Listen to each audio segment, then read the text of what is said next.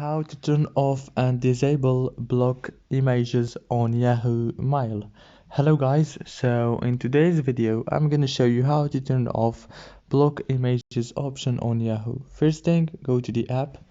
Now all what you have to do is go to the top corner, click on your profile picture and go down, click on settings. Now after you click on settings, you will find many options here.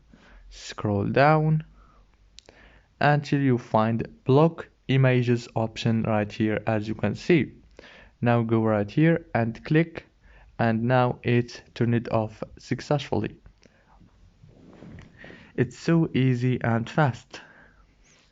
If this video was helpful for you, please don't forget to like and subscribe, and thank you for watching until the end. See you later and thank you.